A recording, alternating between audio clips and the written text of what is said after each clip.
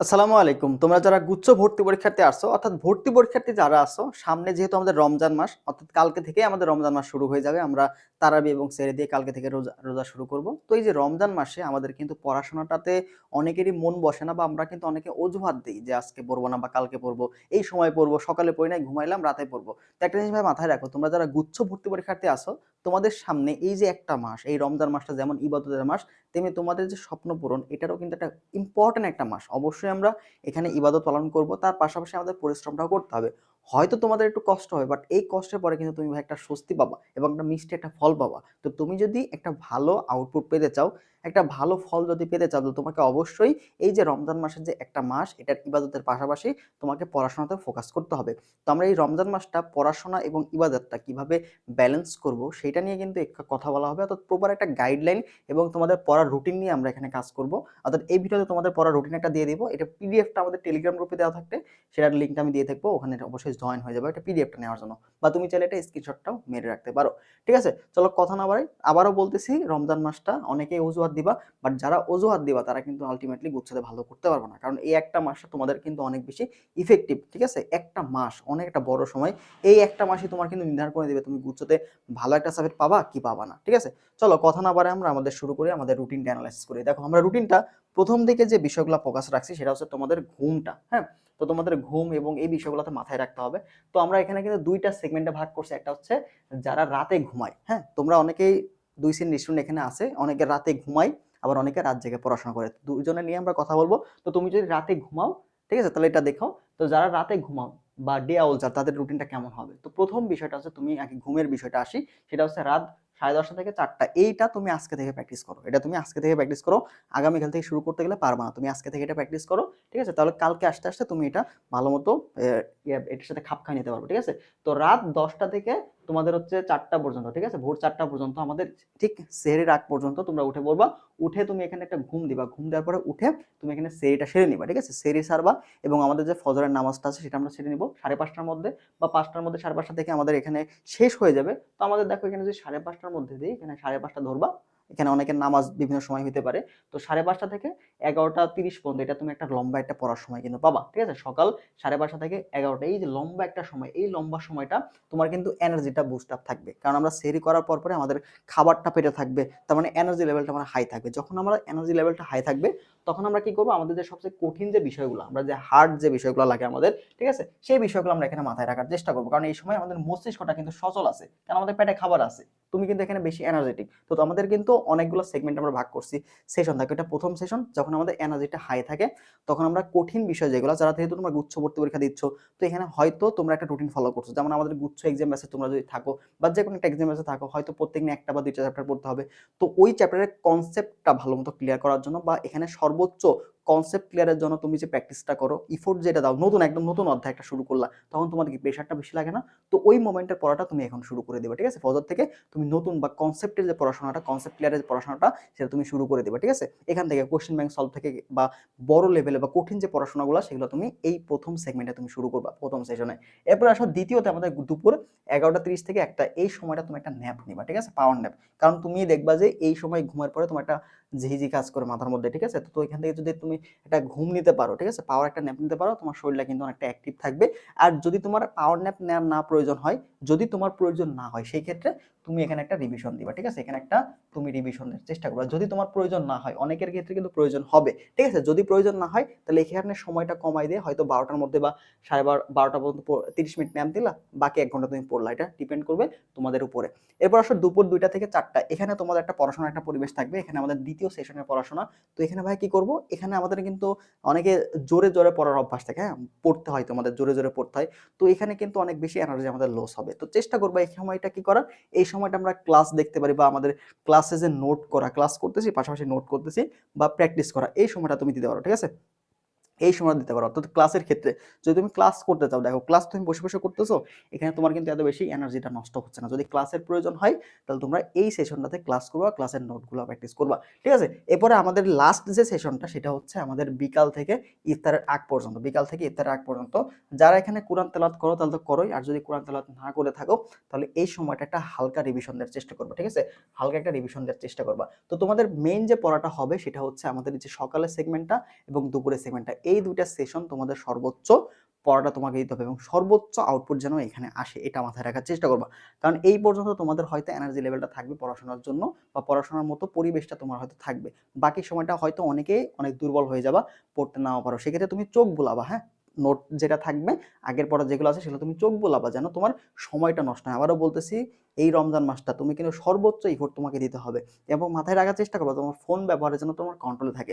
এই ফোন ব্যবহার এটাই কিন্তু তোমার কিন্তু রমজান মাসটা মাটি করে দিতে এনাফ, ঠিক আছে? অনেকে একটা ভিডিও দেখতে রাখছো, রিল দেখতে তো বা ইসলামিক কোনো কিছু দেখতেছো, দেখতে দেখতে অনেক সময় নষ্ট করে ফেলবা, ফোন এডিক্টেড হয়ে গেলে কিন্তু প্রবলেম হয় তোমার, ঠিক আছে? তো রুটিনটা যদি মানতে চাও তো তোমাকে অবশ্যই ফোন ব্যবহারটা কন্ট্রোলে আনতে হবে। যদি পারো তাহলে এই রুটিনটা তুমি সুন্দর মতো মানতে পারবা। তো এটা ছিল মূলত আমাদের যারা রাতে ঘুমায় বা আমাদের ডে আউট রুটিন, ঠিক আছে? রুটিনের পিডিএফটা আমি দিয়ে দিব টেলিগ্রাম গ্রুপে, সেখান থেকে একটু কালেক্ট করে নিবা।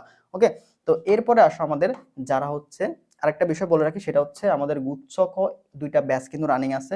আমাদের এক্সাম ব্যাচটা রানিং আছে এবং আমাদের যে নর্মালি আরেকটা যে ব্যাচ আছে সেটা হচ্ছে আমাদের গুচ্ছক স্পেশাল এমসিকিউ বুস্টার কোর্স। এটা এখনো শুরু হয় না, এটা আমরা 25 তারিখ থেকে শুরু করব, অর্থাৎ লাস্ট 40 দিনকে আমরা টার্গেট করবো এখানে।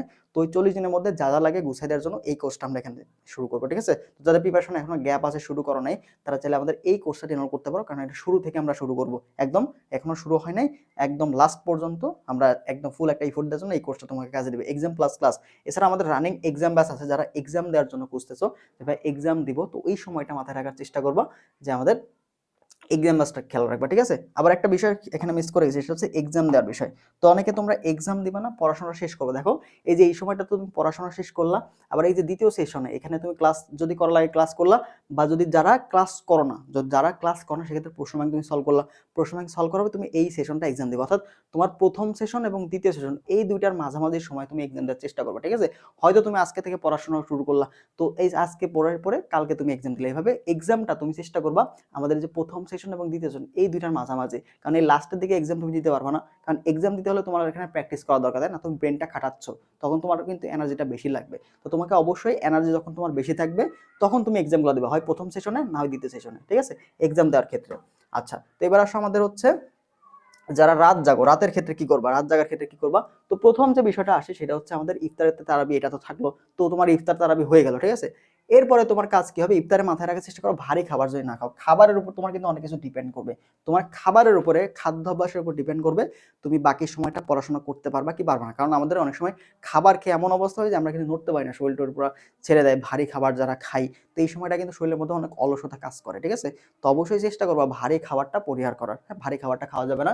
এবার আসলে আমাদের পড়াশোনায় চলে আসবা, হচ্ছে প্রথম সেশনে যদি আমরা এখানে দেখি, দেখো এখানে 2টা বিষয় খেয়াল রাখবা, ঠিক আছে? তো এখানে আমাদের হয়তো অনেকের তারাবি 9:30টার মধ্যে শেষ হয়ে যাবে, যাদের তারাবিটা তোমাদের হচ্ছে 10টার দিকে শেষ হবে, ঠিক আছে? 10টার পর যদি শেষ হয় তাহলে তোমরা এখানে 9:30টার পরে মধ্যে তোমরা এখানে 10টা 10:30 থেকে পড়া শুরু করবা, ঠিক আছে? এটা আসলে তারাবির উপর ডিপেন্ড করে, অনেক জায়গায় তোমার সূরা তারাবি হয়, সেই ক্ষেত্রে কিন্তু 10টার আগেই শেষ হয়ে যায়, ঠিক আছে? তো তোমরা এখানে 10টা বা 10:30 থেকে এই সময়টা পড়তে পারো। আর যারা মেয়েরা বাসায় যারা পড়াশোনা করতেছো তারা তোমরা এই 9:30 থেকে শুরু করতে পারো, ঠিক আছে? তো 9:30 অথবা 10:30 এটা তোমাদের বাড়িতে বা তোমার এলাকার উপর ডিপেন্ড করে তুমি এখান থেকে পড়াশোনার সময়টা নিবা, ঠিক আছে? তাহলে প্রথম সেশন কি টানা 4 ঘন্টা, এই সময়টা তোমার খাবার থাকবে পেটে, তুমি একটু এনার্জেটিক থাকবা, যেহেতু তুমি রাত জাগতেছো, তার মানে দেখবা দিনে ঘুমানোর পরে তোমার এই সময়টা একটু অ্যাক্টিভ লাগবে, ঠিক আছে? তো এই সময় তোমাকে গুরুত্বপূর্ণ যে বিষয়গুলো সেগুলো শেষ করবে, যে নতুন একটা চ্যাপ্টার শুরু করতেছো, তো এখন তোমার কনসেপ্টটা ফুল ক্লিয়ার করা লাগবে, ব্রেনের উপর যখন বেশি প্রেশার পড়তেছে, তো ওই সময়টা তুমি এখানে কাজে লাগাবা, হ্যাঁ? প্রথমে একটানা 4 ঘন্টা এটা পড়লা, পরবর্তী তোমার একটু বিরতি দিবা, এখানে আমরা 1 ঘন্টার মতো বিরতি দিব,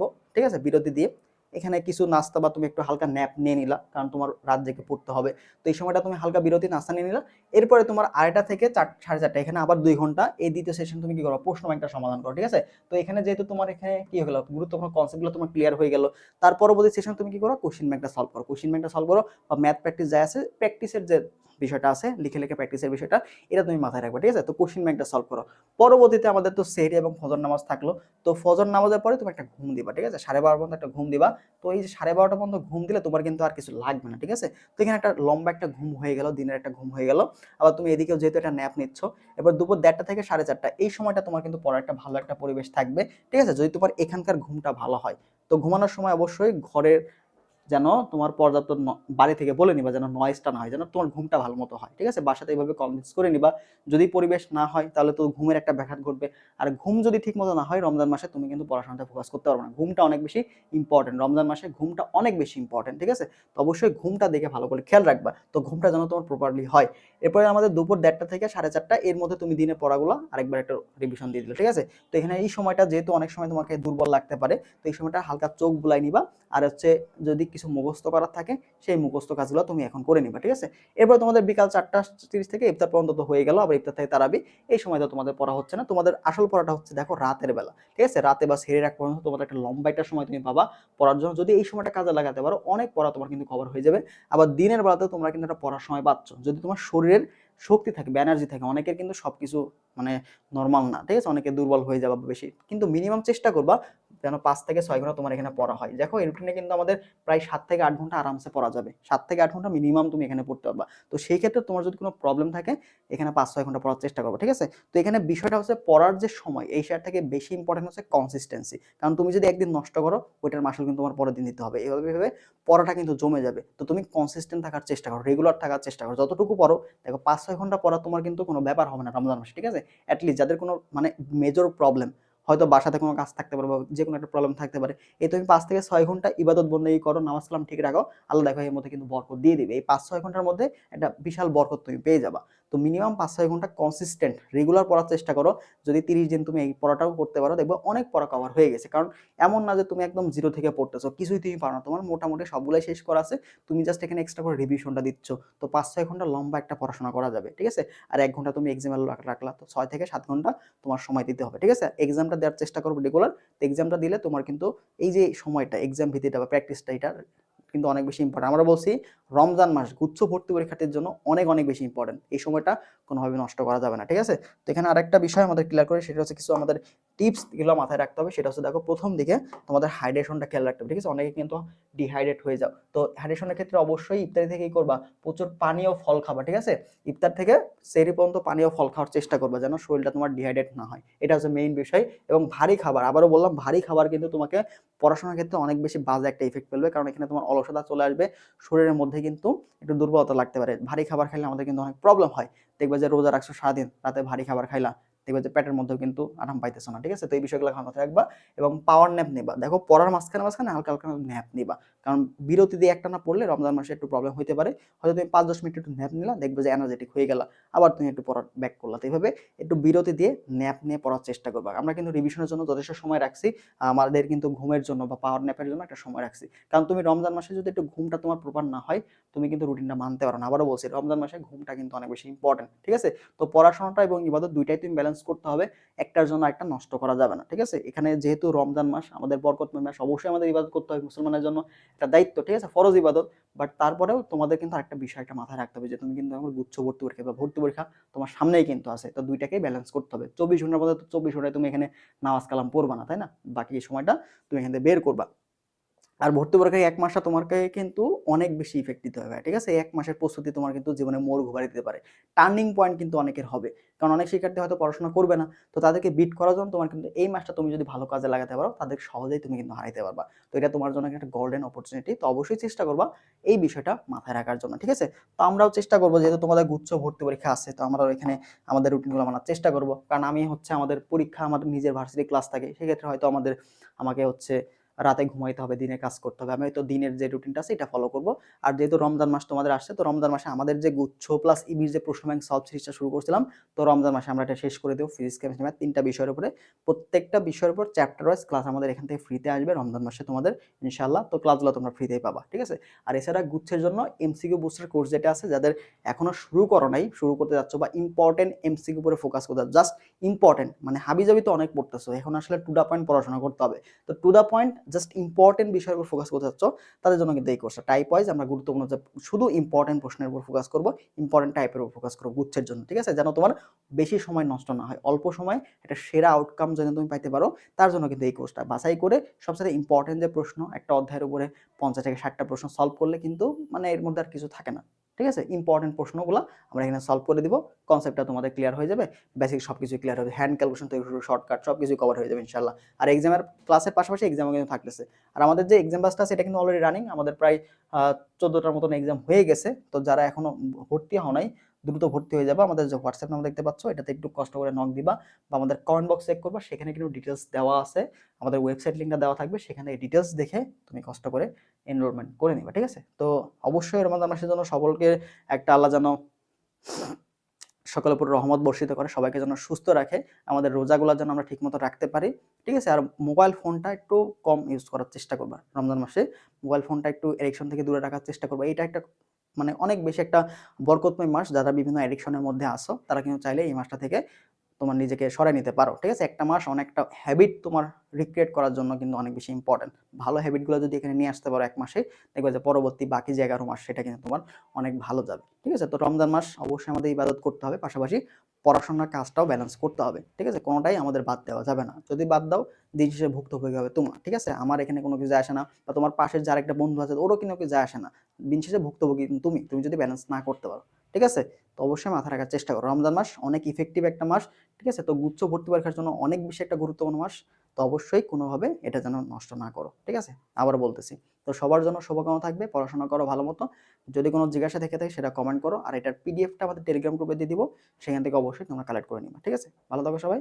আল্লাহ হাফেজ।